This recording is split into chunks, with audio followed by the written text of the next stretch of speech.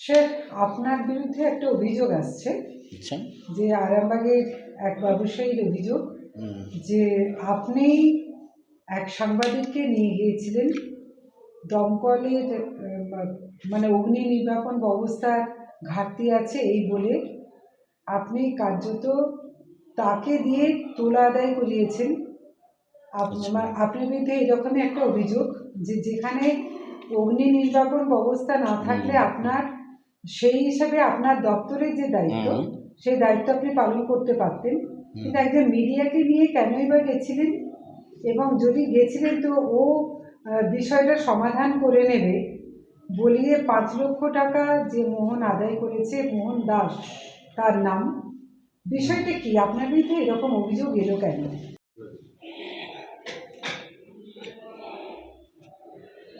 এরকম অভিযোগ এলো কেন? আপনারা বললেন, আমি শুনলাম কথাটা। এবারে একটা কথা আপনাকে বলি, যখন ফায়ার ড্রিল করতে হসপিটালে যাই বা অডিট করতে বিভিন্ন জায়গায় যাই, কোনো রকম ফায়ার হ্যাজার্ডে যাই, অনেক মিডিয়াই অনেক জায়গায় এসে উপস্থিত হয়। যেমন আপনাকে চিনি বহুদিন ধরে মিডিয়ার মাধ্যমে, আপনার নিউজ রিপোর্টিং দেখেছি। এখানে আরও কয়েকজন আছে যাদের সাথে আমার পরিচয় হয়েছে এখানে কাজ করতে গিয়ে।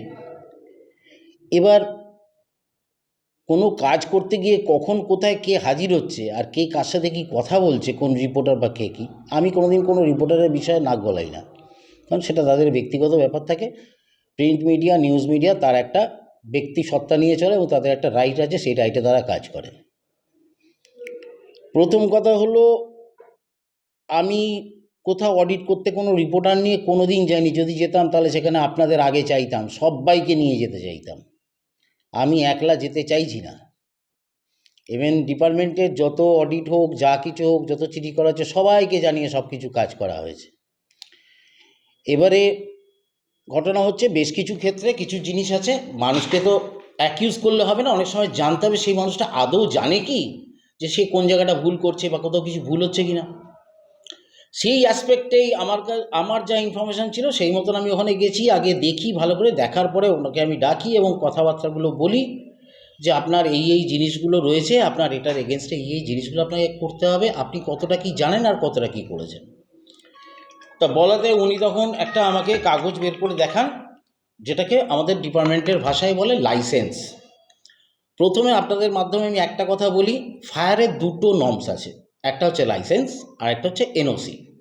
লাইসেন্স হয় হচ্ছে যে কোনো দাহ্য বস্তুর ওপরে, সেটা আপনি কতখানি রাখছেন, কি করছেন, এক্সপ্লোসিভ হ্যানা ত্যানা, তার উপরে বেস করে। আর এনওসি হয় হচ্ছে প্রপার্টির ওপরে। আপনি কোনো একটা বড় কারখানা করলেন, একটা বিল্ডিং করলেন, একটা হাউস তৈরি করলেন, সেটার ক্ষেত্রে হয় এনওসি, এবং এনওসিটা কমার্শিয়াল পারপাস বা যে কোনো রকম কনস্ট্রাকটিভ পারপাস হলে পরে সেটা আসে। এবার বলবেন যে ফায়ারের কি সব কিছু রেসিডেন্সের ক্ষেত্রেও লাগে? না, রেসিডেন্সের ক্ষেত্রে লাগে না। যেটা লাগে, কোনো ফ্ল্যাট যখন তৈরি হয়, কোনো ফ্ল্যাট বলুন বা কোনো বিল্ডিং, সেটা যদি 14.5 হাইটের ওপরে চলে যায় তখন সেটা ফায়ার নর্মসের আওতায় চলে আসে। এছাড়াও ছোট বিল্ডিং, অথচ সেটা যদি হ্যাজারাস হয়, হ্যাজারাস কীরকম? ছোট একটা রেসিডেন্সিয়াল বিল্ডিং আপনারা জিজ্ঞাসা করতেই পারেন যে কী কারণে হ্যাজারাস। হ্যাজারাস হচ্ছে একটা ছোট বিল্ডিং অথচ তার অকুপেন্সিস দেখা যাচ্ছে এক্সট্রিম, একটা ফ্লোরে 4টে কি 5টা করে রুম আছে ফ্যামিলি থাকার মতো। তো সেখানে সেই হিসাব যদি ধরেন 4টে করেই যদি আমি ধরি, একটা 3তলা বিল্ডিং যেটা 14.5 ক্রস করছে না, সেই বিল্ডিংয়ে এরকম 4টে করে রুম থাকার জন্য 3 4 12টা ঘর হচ্ছে। এই প্রত্যেকটা ঘরে 4জন করে যদি মেম্বার ধরেন, ফ্যামিলি মেম্বার, তাহলে গিয়ে দাঁড়াচ্ছে হচ্ছে 4 এবং 48 জন মেম্বার।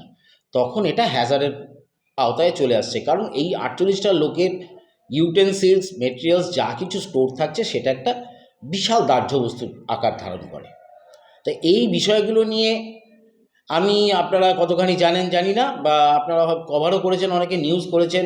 কলকাতায় বাজার, কলকাতা এসডি অফিস, বিভিন্ন স্কুল, রাস্তাঘাটে আমি এগুলো মাইকিং করেছি, প্রোগ্রাম করেছি। পুরসুরা, খানাকুল, গোঘাট, আরামবাগ, কোথাও বাদ দিইনি। ইভেন এগুলো নিয়ে বলেছি সব জায়গায়। এবারে এগুলো প্রেস মিডিয়ার মাধ্যমেও প্রচার হয়েছে, বারবার বলেছি, এবং সেদিনকেও সেম কেস আমি ওনাকে বলেছি, উনি যখন কাগজটা দেখান তাতে একটা জিনিস দেখি লাইসেন্স ওনার কাছে আছে, সেই লাইসেন্সে ওনার যা ইউজেস সেই ইউজেস মতন লাইসেন্সে কাগজটা প্রপার নেই। প্রথম কথা হচ্ছে ওনার যেটা নিয়ে আপনারা বলছেন সেটা আমার যদি ভুল না হয় খুব ওরিয়েন্ট হার্ডওয়ার্কস হবে হয়তো না, অরিজিনাল এই অরিজিনাল হার্ডওয়ার্কসটা সামনে, কিন্তু হার্ডওয়ার্কসের পেছনে যেটা ব্যাপার সেটা হচ্ছে যে একটা লজ আছে আপনারা জানেন নিশ্চয়ই, তার সাথে রয়েছে ফ্ল্যাট এবং তার সাথে রয়েছে হিউজ স্টক যেটা বেসমেন্টে। এবার আপনি আমাকে বলুন, আমি একজন সেফটি প্রোভাইডার হয়ে আমি কি করে ওনাকে বলি যে আপনি যে কাজটা করছেন সেটা ঠিক? আইনগতভাবে কি ব্যবস্থা নিলেন? আমি আইনগতভাবে ওনাকে কি, দেখুন, একটা মানুষের এগেনস্টে একজন বয়স্ক ভদ্রলোক, তিনি একটা বিজনেস করছেন, তিনি বলছেন স্যার আমি লাইসেন্স করেছি, তাকে কেউ নিশ্চয়ই গাইড করেছে লাইসেন্স করার জন্য। আমি এখানে ম্যাক্সিমাম ক্ষেত্রেই একটা জিনিস দেখছি, শুধু উনি বলে না, এই যে কোল্ড স্টোরেজ আছে, রাইস মিল আছে, এগুলোতেও একই জিনিস দেখতে পাচ্ছি, তাদের কাছে লাইসেন্স আছে। লাইসেন্সটা কী কারণে? কোল্ড স্টোরেজের লাইসেন্স হলো বুঝতে পারলাম, অ্যামোনিয়া গ্যাস রয়েছে তার জন্য লাইসেন্স হয়েছে। একটা রাইস মিলের লাইসেন্স কী কারণে? রাইস মিলের দাহ্য বস্তু বলতে কী থাকে? ডিজেল জেনারেটর থাকে, ডিজেল জেনারেটারে ডিজেলটা স্টোর থাকে। ডিজেল আপনিও জানেন আমিও জানি, চট করে ডিজেলে আগুন লাগে না। তাহলে এখানে লাইসেন্সের থেকে যেটা ভাইটাল সেটা হচ্ছে এনওসি। আমি বারবার ওনাদের বলছি আপনারা ফায়ার এনওসির দিকে যান, ওনাকেও সেম কথা বলেছি, আপনার প্রপার্টি, আপনার সম্পত্তি, আমার কিছু নয়। আমার কাজ হচ্ছে এই চেয়ারে বসে আপনাকে দেখিয়ে দেওয়া কোন জায়গাটা আপনার ভুল, কোন রাস্তায় হাঁটলে আমি পাবেন। ইন্স্যুরেন্সও করা আছে। এই ভেরি রিসেন্ট একটা ফায়ার হয়েছে, তাকে বলেছিলাম কাগজ একটা রাইস মিলে, তাদের যে কনভেয়ার বেল্ট আপনারা জানেন যে মোটর থাকে, মোটরের মধ্যে যেখানে ধানগুলো ওঠা নামা করে, এই মোটরে আগুন লেগে যায়। স্টিল টুডে ভদ্রলোক কিন্তু আজ পর্যন্ত কাগজপত্র নিয়ে আসেনি আমার কাছে। এবার উনি এনওসি ক্লেম করবেন। এবার আমি যখন সেকেন্ড টাইম ওখানে যেতে যাব, আপনাদেরই মিডিয়ার মাধ্যমে কেউ যদি এসে সেখানে হাজির হয়, সে যদি সেই জিনিসটা জানতে পারে, সে যদি তাকে চেপে ধরে, কে কী করছে না করছে এগুলো তো আমি জানি না। এবং আপনাদের সবার কাছে আমার একটাই রিকোয়েস্ট, আপনারা নিজেরাও দেখুন, জানেনও ভালো করে, আরামবাগ সাব ডিভিশন এইটুকুনি জায়গা নয়, 4টে বড় বড় থানা নিয়ে আরামবাগ সাব ডিভিশন। এই 4টে থানার গোঘাটে যদি আমি চলে যাই, পুরসুরা আমার হাতের বাইরে চলে যায়, আবার পুরসুরা চলে গেলে গোঘাট আবার আওতার বাইরে চলে যায়। এখানে একটা জুরিডিকশন বলে ব্যাপার আছে, যেমন আমি বর্ধমান যেতে পারি না, কিন্তু আনফর্চুনেটলি বর্ধমান ফায়ার স্টেশনটা এই পাশেই, জায়গাটার নাম বলুন, আবার এখানে বর্ধমানের যে হ্যাঁ উচ্চারণ, এগুলো হচ্ছে এতটা নিয়ারেস্ট আমার, এদের কিছু হয়ে গেলে এরা আমাকে কল দেয়, তখন কিন্তু আমি আরামবাগ সাব ডিভিশনটাকে ফেলে দিয়ে বেরিয়ে চলে যাই। এর জন্য এসডিও ম্যাডাম সেদিনকে আমার উপরে রাগ পোষণ করেছেন যে আপনি এরমভাবে ছেড়ে চলে যাচ্ছেন, দুম করে দিকে কিছু হয়ে গেলে কী হয়ে যাবে। কিন্তু আমার তো কিছু করার নেই, আমাকে তো সার্ভিস প্রোভাইড করতে হবে। আমার বক্তব্য হচ্ছে একটা, আপনাদের মাধ্যমে আমি বারবার বলতে চাইছি একটা জিনিস, আপনারা দয়া করে যত ব্যবসাদার আছেন, যত যাই আছেন, সবার কাছে আমার হাত জড়ো করে রিকোয়েস্ট, আপনারা যেমন কোনো রকম ইনসিডেন্ট হলে পুলিশ স্টেশনে যান, সেরকম শরীর খারাপ হলে ডাক্তারবাবুর কাছে যান, ফায়ারের বিষয়টার জন্য অবশ্যই আমার কাছে আসুন। যদি আমার কথা পছন্দ না হয়, শ্রীরামপুর হুগলি ডিভিশনাল অফিস, শ্রীরামপুরে যান, ডিডিও সাহেব বসেন, ডিডিও সাহেবকে গিয়ে বলুন যে এই ব্যাপার, এই পরিস্থিতি আছে, আমার এটার জন্য কি দরকার। আমার এইগুলো অন্যদিন প্রচার করব আমরা। এটা তো গেল ভালো দিক, কিন্তু আপনার বিরুদ্ধে যে দেখুন মানে ওটা তো আমি কিছুই জানি না, আমি আপনাদের কাছ থেকে শুনছি, এরকম শুনেছি। শুনুন, হ্যাঁ, অভিযোগটা যেটা আছে হ্যাঁ, সেটা হচ্ছে যে আপনি বলেছেন, অরিজিনাল হার্ডওয়ার্কসের মালিককে আপনি বলেছেন যে দেখুন আপনার কিন্তু এই অবস্থা, আপনার কিন্তু খুব বিপদ হয়ে যাবে, আপনি কিন্তু গ্রেফতার হয়ে যাবেন ইত্যাদি ইত্যাদি বলে যেটা বলেছেন সেটা হচ্ছে আপনি এনার সঙ্গে বিষয়টা মিটিয়ে নিন। একদমই না, এটা ডাহা মিথ্যে কথা। আপনাকে যদি এই কথা বলে তাহলে এটা ডাহা মিথ্যে কথা। উনি বলেছেন উনি ওনার নাকি ফ্যামিলি রিলেটিভ, তাহলে আপনার ফ্যামিলি রিলেটিভ আপনারা তাহলে বুঝুন গে যান। আমি আপনাকে এটা জানিয়ে গেলাম, আপনি কাগজপত্রগুলো ব্যবস্থা করুন, এই পথে হাঁটুন, এটা আপনার জন্য উপকার হবে। আপনার এনওসিটা করে নেন, কারণ প্রপার্টি আপনার, তাতে আগুন লাগলে কিছু হলে আমি আপনাকে হেল্প করতে পারবো না। ইভেন ফায়ার ব্রিগেডের গাড়ি জীবনে ওনার বাড়ির কাছে পৌঁছাতে পারবে না। আমাকে মেন রোডের ওপর গাড়িটাকে দাঁড় করিয়ে দিয়ে হোজ লেআউট করে ভেতরে ঢুকে গিয়ে কাজ করতে হবে। ওই 2 ফুটের গলি তার মধ্যে আমি কি করে হোস দিয়ে আউট করবো আর কী করে অত বড় ফায়ারটাকে আমি কন্ট্রোল করব? ওনার যে ফ্ল্যাটটা রয়েছে তিনতলা করে দুখানা প্রিমিসাস এবং তারপরে যে লজ, একটা লজের ওপরে অ্যাট এ টাইম 100 লোক খেতে বসতে পারে। তার মানে ওই লজটার ওখানে 25খানা টেবিল পড়বে, স্কোয়ার টেবিল। তার মানে কত বড়, আপনি এবারে হিসাবটা করে দেখুন। না, তার জন্য তো আপনাদের ব্যবস্থা আছে, ফাইনের ব্যবস্থা বা দেখুন, এগুলো নেই কি? না, আপনাকে এখন পর্যন্ত না, কি না, করেছে sorry, তাদের বিরুদ্ধে? একটা কথা বলি, আপনারা যেটা বলছেন একদম ঠিক, ফাইনের ব্যবস্থা এটা ওটা নোটিশ ধরিয়ে দিয়ে কিছু হচ্ছে না। সেটা পরে কি আপনি আগে পেপারস রেডি করে নেন। আমি আপনার এগেনস্টে, আপনি একজন সিনিয়র লোক, বয়স্ক লোক, আপনি জানেন না হয়তো কোনো কারণে ভুল হয়েছে, আপনি এটাকে রেকটিফাই করুন। এই কথাটা ওনাকে বলেছি। আমি কাউকে চিঠি ধরাতে চাইছি না, কারণ চিঠি ধরালে আপনি যদি বলেন, আপনাকে আমি এক্ষুনি দেখাচ্ছি। আচ্ছা, আপনারা তো অনেক সেটা ঠিক জায়গায় আছে। ইনকোয়ারি করতে যান, হ্যাঁ। যেতেই পারেন, হ্যাঁ, কিন্তু আপনারা গেলে মোহনদাস চলে যায়। আমি এটা গেলে অনেকেই মোহনদাস বলছে। চলে যায়। হ্যাঁ, আমি জানি না জি ভাই, এরকম অনেককেই দেখেছি, মোহনদাস কেন, অনেককেই দেখেছি আমি যেতে। না, কিন্তু এখন ওইসব আপনি বয়স্ক লোক বলছেন, সেই বয়স্ক লোক আপনার বিরুদ্ধে অভিযোগ তুলছে। আমি এসব জানি না দাদা, ওনার সাথে আমার কোনো এরকম ধরনের কোনো অ্যানিমেশন কথাবার্তা হয়নি। আমি ওনাকে বলেছি আপনি কাগজ রেডি করবেন, আমাকে রিটিন করে দেবেন, আপনি 7 দিন 10 দিনের মধ্যে ফায়ার এনওসির ব্যাপারে যা স্টেপ নেওয়ার আপনি নিচ্ছেন, এইটা আমি ওনাকে বলেছি। এর বাইরে এমন কিছু বলিনি। আর যদি আপনাদের মনে হয় আমি এরকম বলেছি, তাহলে আপনাকে আমি ফ্র্যাঙ্কলি বলছি, যদি কারো কাছে পয়সা যেত, এমন পয়সা চাইবো যাতে ভবিষ্যতে আমাকে আর খেটে খেতে না হয়। মানে তাতে আপনি ধরা পড়ে জেলে গেলেও ঠিক তো আছে। কী আছে, তার তো সেরকম একটা কিছু নিয়ে যাবো, তো জেলে যখন যাবো তখন ফ্যামিলি বাঁচবে কোথা থেকে? আমি সেই ঠাকুরপুকুর থেকে এসে এখানে সার্ভিস প্রোভাইড করছি। আপনার কোনো অ্যাঙ্গেল থেকে মনে হয় যে আমি এইভাবে একটা মানুষ সে ট্রাভেল করতে পারে, আমার ফ্যামিলিতে আমি ছাড়া আর কেউ নেই পুরুষ মানুষ বলতে। আমি এই হ্যাজার্ডের মধ্যে সবার কাছে যাচ্ছি। আজকে কোলে সুইটস, 4 তলা মিষ্টির দোকান, মিষ্টির দোকানের কাউন্টারটা তলায়, আপনারা নিশ্চয়ই জানেন, তার রান্নাঘরগুলো তার উপরে ফ্লোরে। আমি নিজের চোখে দেখে এসেছি একটা 1 ফুটের সিঁড়ি, সেই সিঁড়ি দিয়ে 4 তলায় উঠতে হয়। 4 তলার ছাদের উপরে আছে ডিজি মেশিন বসানো, ফ্লোর ওয়াইজ প্রত্যেকটা ফ্লোরে 3 থেকে 4টে করে আপনার গ্যাস সিলিন্ডার, সেগুলো গরম জলে বসিয়ে রান্না হচ্ছে।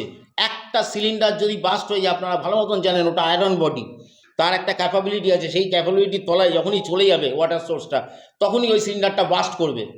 ওই সিলিন্ডার, সেটার জন্য আপনারা ব্যবস্থা নিন।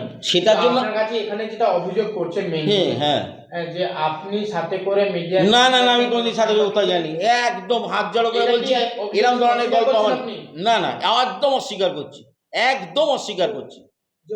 কোনো দিন আমার কোনো মিডিয়াকে নিয়ে কোথাও যাইনি। এত বছর কাজ করছি, করলাম না, আজকে হঠাৎ আমি মিডিয়া নিয়ে যাব? আমি তো আজকে অফিসারই করছি না, আমি হলদিয়া চালিয়েছি 2010 সাল থেকে 16 সাল 17 সাল অবধি, কালীঘাট, পাটুলি, এত জায়গায় করেছি, কোনোদিন তো মিডিয়া সেরকম। আমি এখানে এসেই তো দেখছি মিডিয়া ইউটিউবার কিছু বললেই ঝাঁপিয়ে পড়ছে কে কোথা থেকে গিয়ে। আমি তো কিছুই বলার নেই এখানে। আমি যে কে কী করছে আমার দেখার দরকার নেই, আপনারা স্বাধীন। সরি। না, আপনার কি এরকম হচ্ছে যে আজকে যখন আপনার বিরুদ্ধে এত অভিযোগ, এবার আপনি বাঁচার চেষ্টা করছেন? হ্যাঁ, 1 লাখ টাকা আপনার কাছে। বলতে না, দিদি কি, বলতে আপনি একটা কথা আপনাকে বলি, আমার বাঁচার কিছু নেই, মরার কিছু নেই, আমি কিছু নিয়ে আসিনি, কিছু নিয়ে যাব না। আমি সার্ভিস প্রোভাইড করতে এসেছি। আজকে যদি তাই করতাম, ফ্রম দ্য বিগিনিং এতগুলো ভিজিট করেছি, কোনো জায়গায় কোনো অ্যানিমেশন, হঠাৎ আজকে এটা নিয়ে শুরু হয়ে গেল, এর হওয়ার পেছনে কারণটা আমি বুঝতে পারছি। কি হ্যাঁ, কি কারণ? কারণটা একটু জানতে চাইছি আমরা। আমার তো মনে হচ্ছে এখানে অন্য কিছু ব্যাপার রয়েছে। এই যে লাইসেন্স এনওসি যারা বাইরে থেকে আপনারা একটা বলছেন, আমি তো 4-5 জনকে জানি। কদিন আগেই রাইস মিল থেকে টাকা তোলা হয়েছে পুজোর আগে, তারা তুলেছে। কে তুলেছে আমি জানি না, তাদের ফায়ার ব্রিগেডের নাম করে, সেই লোকগুলোকে আমি জানি না। আবার এরকমও খবর আমার কাছে রয়েছে, ফায়ার ব্রিগেডের গাড়ি, ফায়ার লেখা গাড়ি নিয়ে আসছে, এসে ঢুকে বলছে আমাকে ফায়ার থেকে পাঠিয়েছে। আচ্ছা, এই কোলে সুইটস আমাকে বলেছে, কোলে সুইটস যখন আমাকে আপনারা এই নিয়ে কোনো দিন কখনো মহকুমা শাসককে জানাননি বা এখানে লোকাল? দেখুন, এখানে এই কেসগুলোকে নিয়ে এরকম কথা বলেছে, আমি কারোর কথার উপর বিশ্বাস করে কি করে করবো? এভিডেন্স কোথায় আমার কাছে? আমি তো কাউকে দেখতে পাচ্ছি না, আর আমি একা মানুষ, আমার পক্ষে অফিসে বসে অফিসিয়াল কাজ করতে হয়, আমাদের ফায়ার টার্নআউট দেখতে হয় আমাদের। আপনার নাম করে কেউ টাকা তুলে নিয়ে যাবে? আর দিদি ভাই, আপনার এরকম তো নামে? অনেকেই করছে, আমি কি বলবো আপনাকে? তো বলছি হ্যাঁ করেছে, এরকম ধরনের কাজ আছে তো, আমাকে পুরনো রেকর্ডও আমি শুনছি, তা আমি আচ্ছা, কি এখন করবো? বলুন, মোহন দাস এবিপি আনন্দের সাংবাদিক, আমি কাউকে এত কিছু জানি না, আমি আপনার এসব নাম কিছু করে- জানি না। আপনার নাম করে 5 লাখ টাকা চেয়েছিল কিশোর মুখার্জির কাছে। কিশোর মুখার্জি তো আজকে বলেছিল ওখানে মিটিংয়ে যাওয়ার জন্য। তো আজকে আপনি আমাকে ওইভাবে কথাটা বললেন, কিছু মনে করবেন না, আমার খুব খারাপ লেগেছে। আমি আপনাদের সবাইকে সম্মান করি, প্রত্যেকের একটা সম্মান আছে। আপনি তখন দুম করে একটা কথা বলেছেন, আপনি এখানে কেন এসেছেন, এই করেছেন, আপনার কথা আপনি বলেছেন, বেশ করেছেন। আমি আপনাকে একটা কথা বলছি, উইথ রেসপেক্ট আমি আপনাকে একটা কথা বলছি। আমি কিন্তু ওখানে গেছিলাম, ওই কিশোর মুখার্জি আমাকে বলেছিল যাওয়ার জন্য। কিন্তু ওখানে কি বললো আপনাকে, কি বললো? আমাকে কেউ বলছে আমরা কেউ ডাকিনি। যার বিরুদ্ধে অভিযোগ তিনি যদি এখানে আসেন, সেটা বিষয়টা মানায় না। সাংবাদিক সম্মেলন হবে, আপনার প্রয়োজন হবে, আপনার কাছে এলাম, তো আমরা হ্যাঁ আসুন না, আমি তো আপনাদের বহুবার চেয়েছি। কারণ কি, এখানে কাজ করতে গিয়ে এত বাধাপ্রাপ্ত হচ্ছি, কল্পনা করতে পারবেন না। ঠিক আছে, এখন যে প্রশ্নটা করছি এইসবগুলো তো আমি আপনাকে বলেই দিলাম, দিদিভাইও বলেছে, আপনিও বলছেন, সবার বক্তব্য এক।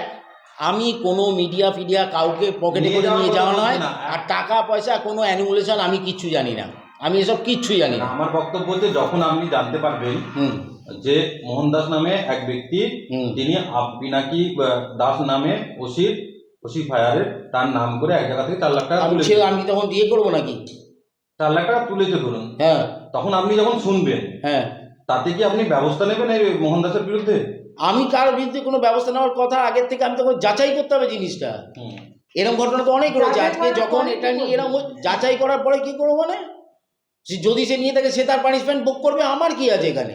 আপনার নাম করে প্রশাসনিক ভাবে করে যাবেন না? আমি কোথায় যাবো প্রশাসনিক ভাবে? আমি আমার ডিপার্টমেন্টে জানাবো। সেটাই তো বলছি, আপনি সেটাই তো জানাবেন না? বক্তব্য। আমি আমার ডিপার্টমেন্টকে আপনার নাম জানিয়েছি। করে কেউ যদি এরকম এখানে ঘটনা করে আপনাকে কোনো- বলছি তো, বহু ঘটনা আমি আমার ডিপার্টমেন্টকে সবই নলেজ করে রেখেছি। আজকে সকালবেলায় বিজেপি এসেছিল, বিজেপির থেকে লোকজন এসে বলছে আপনি এগুলো কি করছেন, এখানে কেন প্রোটেকশন দিচ্ছেন না, ওটা কেন করছেন না। আমি কি করবো, যা কমপ্লেন দিয়েছিল কমপ্লেন দিয়েছি, লোকে কমপ্লেন রিসিভ করেনি। রিলায়েন্স স্টেট কমপ্লেন রিসিভ করেনি। তারপর হচ্ছে আপনার দে যারা আছে 3 দে, ওদের বাড়িটা নিয়ে কথা হয়েছে। একটা বেসমেন্ট অত বড় বিল্ডিং কি করে পারমিশন হচ্ছে, কে দিয়েছে আমি জানি না, কর্পোরেশন নিশ্চয়ই পারমিশন দিয়েছে, তাই বিল্ডিংটা হয়েছে। এবার ফায়ার সেফটি হ্যাজার্ড দেখার আমার দায়িত্ব। আজকে তাদেরকে আমি নক করেছি, তাদের চিঠি করেছি, কারণ সেটা বড় হাউস, তাকে চিঠি করতে হবে। যে মানুষটা একটা নিরীহ মানুষ ব্যবসা করছে, তার ব্যবসায় ক্ষতি করতে লাভ নেই, কারণ তার যা ব্যবসার পরিসর দেখেছি, তাকে বেশ করে 6টা মানুষ বাঁচে। তা সেই বয়স্ক মানুষটাকে যদি কোনোভাবে তাকে যদি বলে কনভিন্স করানো যায় যে এইটা ভুল, এইটা ঠিক, আপনি এটা করুন, সে যদি সেটা করে, আমি তাকে কেন ডিস্টার্ব করতে যাবো? কিন্তু এত বড় ইললিগাল কনস্ট্রাকশন, এই যে এত নার্সিংহোম রয়েছে এখানে, আজকে এসে আমাকে নার্সিংহোমের জন্য ধরছে। আপনারা 2 দিন পর আপনারাই ধরবেন আমাকে একটা নার্সিংহোম ইনসিডেন্ট হয়ে গেলে। আমি তো নার্সিংহোমকে বলেছি, কই নার্সিংহোম সমিতি কেউ তো আসছে না আমার কাছে। অ্যাওয়ার করুন, নক করুন, অ্যাওয়ার করুন, ডিজির অর্ডার আছে, আপনি বারংবার নক করুন, অ্যাওয়ার করুন, দুমদাম কারোর এগেনস্টে কোনো ভুলভাল স্টেপ নেবেন না, কারোর ক্ষতি করতে যাবেন না। আমি সেই মতনই চলছি। এবার আমার এই মতো চলাটাকে নিয়ে কেউ যদি ক্যাশ করে, তার জন্য কি আমি দায়ী নাকি? আমি আপনাদের বলছি, একবার না, আপনারা 1000 বার আসুন, আপনারা চলুন, গিয়ে একটা জায়গায় দেখুন আমি যে এক্সপ্লেনেশনগুলো দিচ্ছি সেগুলো ভুল দিচ্ছি কিনা। মুশকিল হচ্ছে কি, আমি যখন এক্সপ্লেনেশন দিয়ে চলে আসছি, সেকেন্ড লোক ওখানে ঢুকে, তাকে হচ্ছে আপনাকে তো টেনশন করতে হবে না, আমি বুঝে নেবো। এবার সেই সেকেন্ড লোকটা কে, আমি তো এটাই বুঝে উঠতে পারছি, সেই লোকটার পাত্তাই দিচ্ছে না, আসছেই না ডিবা আমার কাছে, অডিটের পর কোনো কাগজই জমা দিচ্ছে না। 2টো কমপ্লেন ফাইল এখনও পড়ে আছে, তাদের কোনো ভয়ানাবোর্স কিছুই নেই। সব নাকি কলকাতায় থাকে, এখানে থাকে রিলায়েন্স স্টেট, বলছে এখানে এই মালিক নামে কেউ নেই, আর যে মালিক সে এখন এখানে নেই, কলকাতায় আছে। দিদিদের বাড়িতে গেলাম, তারাও তাই বলছে। আমি জানি তাদের একটা এখানে লিয়াজো ব্যবসা আছে, স্বনামধন্য বিজনেসম্যান তারা। আমি কারোর কোনো জায়গায় হাত দিতে চাই না, কারোর প্রেস্টিজে আঘাত করতে চাই না। আমার বক্তব্য হচ্ছে, আমি কাউকে খেতে দিতে পারবো না, কারোর খাবার থালা আমি লাথি মারবো না। আমার এই চেয়ারে বসে আপনাদের মাধ্যমে আজকে এই যে সুযোগটা আমি পেয়েছি, এই সুযোগটাকে দিয়ে আমি লোকের কাছে একটা জিনিসই বলছি, আপনারা যেটা করেন আপনার ব্যক্তিগত ব্যাপার, তা নিয়ে আমার কোনো আপত্তি। শুধু আমার কথা হচ্ছে, ফায়ার হ্যাজার্ড জোনটাকে কমান। এত বড় জুরিডিকশন, এই ফায়ার ব্রিগেডে আমি একটা অফিসার, আবার এখানে আমরা 2টো মাত্র অফিসার। আমার যে লোকাল যে অফিসার রয়েছে, তার ফ্যামিলিতে তার মিসেস অসুস্থ, সে 100 টাইম সব সময় দিতে পারে না। এবার আমার এখানে স্টাফ, আর এইটুকুনি গাড়ি নিয়ে আমাকে 4 দিক সার্ভিস প্রোভাইড করতে এটা হবে। তো আপনি লিগ্যাল দিকটা বলছেন, হ্যাঁ, কিন্তু আমরা বারবার যে প্রশ্নটা করতে চাইছি সেটা হচ্ছে যে আপনার নাম করে কেউ টাকা ও তুলছে। দিদিভাই, আপনাকে তো আমি আগেও বলছি, তো আগেও হয়েছে, কেন কি করে সমর্থন করব, কি করে কেন করব?